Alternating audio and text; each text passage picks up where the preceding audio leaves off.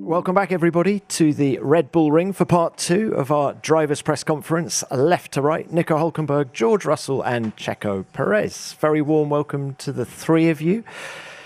George, if we could perhaps start with you. Toto referred to the recent reality check for Mercedes, even with your pole position. What's your view on that race weekend and the performance of the car? I definitely think it's a reality check because Ferrari have clearly had a great chassis this whole season. Their power unit has been a bit behind us, quite a bit behind us, but suddenly in Barcelona they seem to have made a step forward, so they were much closer to us in terms of their straight line speed. And they're bringing a lot of upgrades, which has been quite surprising for us. We've brought one upgrade this season so far.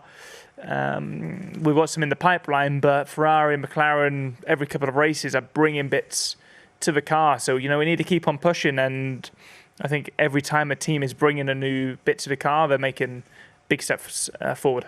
Are you saying you'd like to see Mercedes bringing more than they currently are? Well, it's very challenging these days with the cost cap, and you could always decide to pull the trigger and start bringing an upgrade, in a couple of races' time. But you also need to be strategic of when is the optimal point in the season, and if you can afford to bring more upgrades or not within the cost cap. Maybe they've got a slightly different approach, and they're saving money elsewhere and spending more on the upgrades. It's a compromise, and at the end of the day, we're still the team to beat. So this will be another good weekend to see if Ferrari are still on that good form or if that was a one-off. What about you and the car? Of course, you closed the points gap to Kimi Antonelli in Spain, but crucially, are you happier in the car now? Spain was a weekend I was very happy about on Friday and Saturday because it's been a real tough run of form for me, both with things outside of my control but also things within my control. It hadn't been good enough, and I went in with a more simple mindset into Barcelona, really quick in qualifying, and over the course of the whole weekend, unfortunately, we had an issue with the front wing in the race, which compromised us quite a lot, and Ferrari capitalized. So I need to keep on making some small evolutions with this new car, with the setup, with the tires, to get the most out of it. But I'm feeling good, I'm feeling confident and excited to have 4 races in 5 weeks. Okay, George, thank you very much for that. Nico, can we come to you now? Amid all the frustration of what happened in Monaco and Barcelona, can you take from those races? I think just all in all, we're making progress. The performance, is there. We are competitive in the midfield, and I feel both in Monaco and Barcelona we were able to put it into the top 10 on merit. But yeah, both race weekends, had circumstances that denied results on Sunday. I think, I feel also on Sunday in Barcelona we made life slightly difficult and hard for ourselves. But, there's definitely positive signs. The car, if I compare it now to how it felt the first 2-3 races to where we are now, it's definitely some good progress there.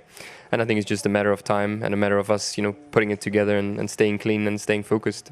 So even though there are not the points on the board that you want, do you feel the team is building some momentum? Yes.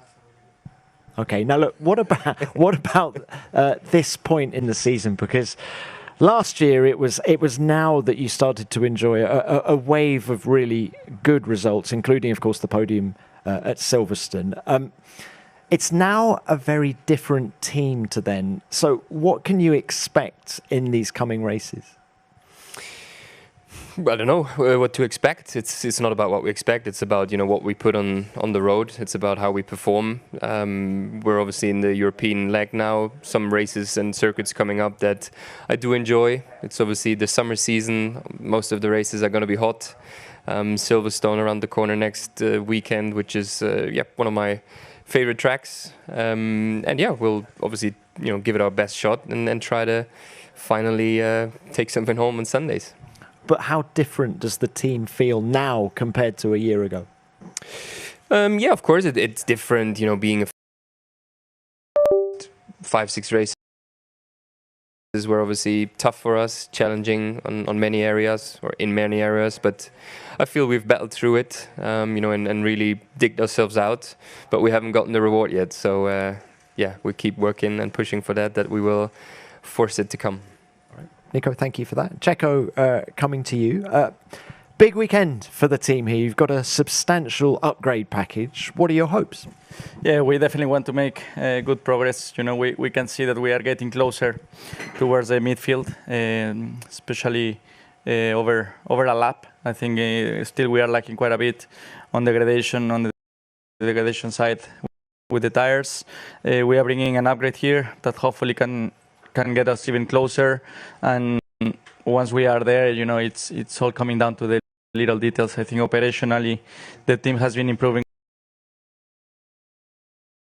quite a lot, making really big steps so far. So yeah, hopefully this upgrade can put us a lot closer.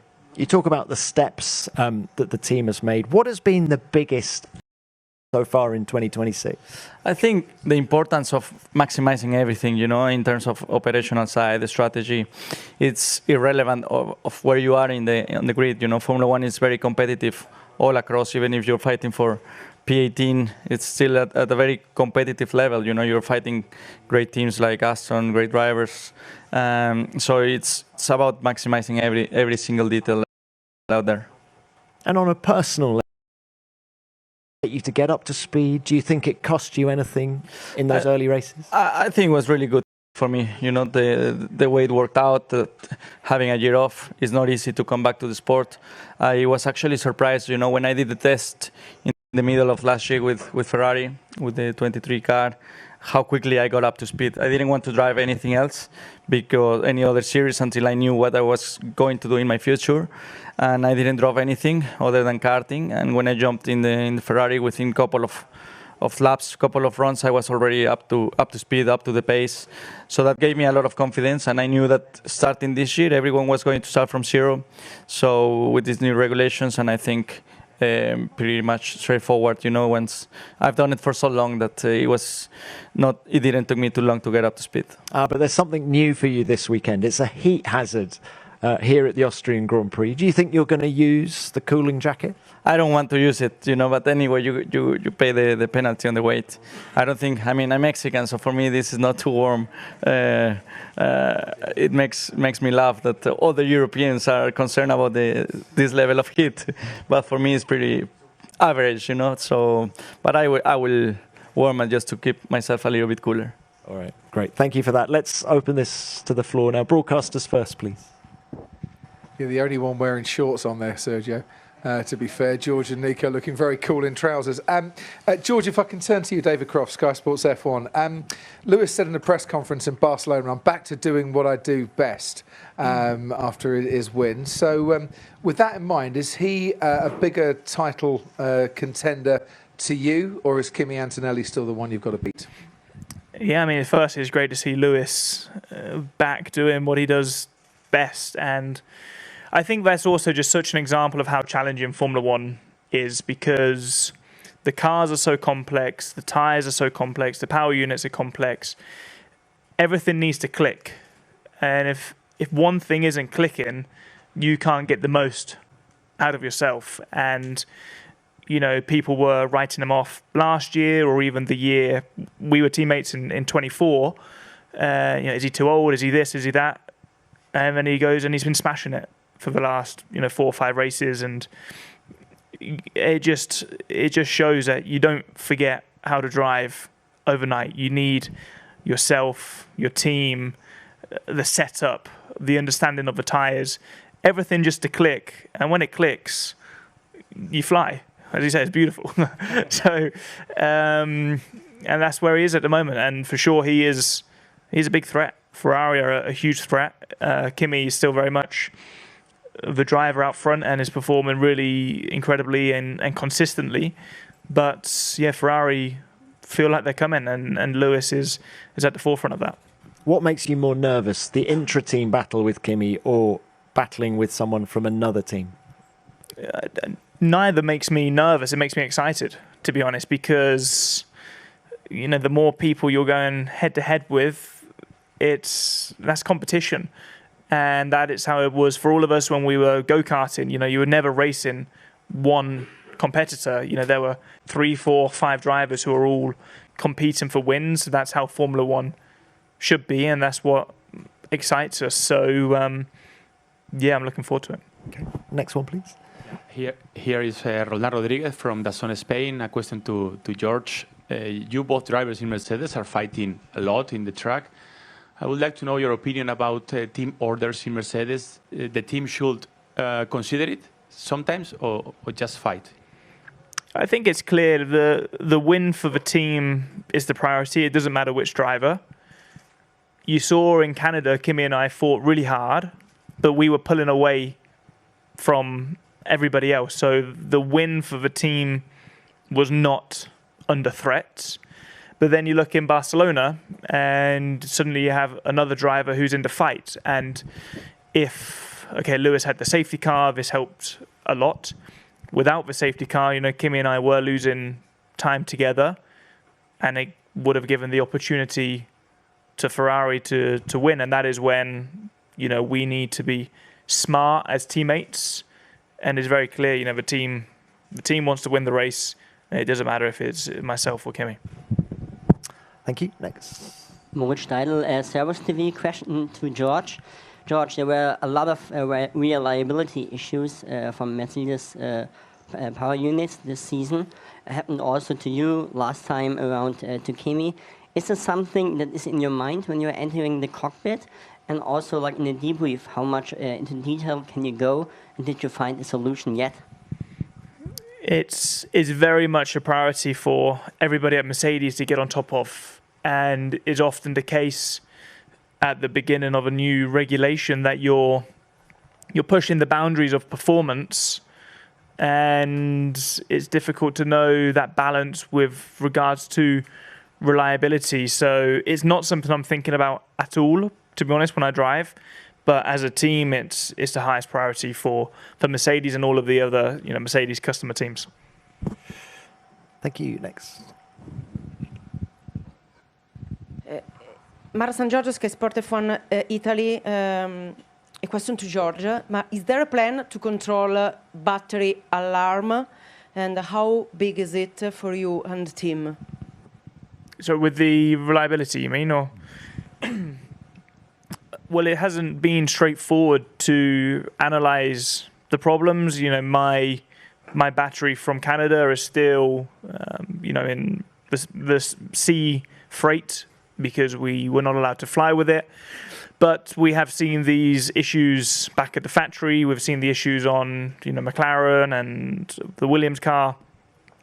Kimi had the same issue in Barcelona. So as I said, it's the highest priority at the moment. And to be honest, I'm focusing on the performance and focusing where I can make my improvements and leaving those details. I'm not allowing myself to get too stressed over something I cannot control. Thanks. Next. From Supersport Africa. First off, the Soccer World Cup is on at the moment. Mexico's already into 32. So is Germany. So, guys, have you been watching some of the games? And, George, do you think England can finally bring it home? Nico, let's start with you. Big game for Germany tonight. Yeah, exactly. No, it's a convenient time in Europe. No, 10 p.m. usually from bed. Once the little one is in bed, it's been following a bit casually, and it's good going to bed program. Yeah. Checo. Yeah, for us has been very excited. Having the World Cup in Mexico has been great, and the national team is playing really well. So we are excited now to see what comes next in the next couple of rounds. How sad are you to be missing the games in Guadalajara? Super sad. I was trying to go, but then it was quite hard to figure it out. But I think if we go through the next game, I'm definitely going, because it will be in Mexico again. So I will have to go. George? Yeah, the three of us were just briefly talking about it, been following. It might be against England, actually. Would it be? Okay. Be one of the options. I'll Maybe we go together. I'll jump on your plane and I'll come with you. Yeah, I've been following a lot of the games. Obviously, following every minute of England, and really behind them. And I think they've got an amazing chance. Obviously, the result wasn't perfect in the last game, but clearly the performance was great, and they look very solid.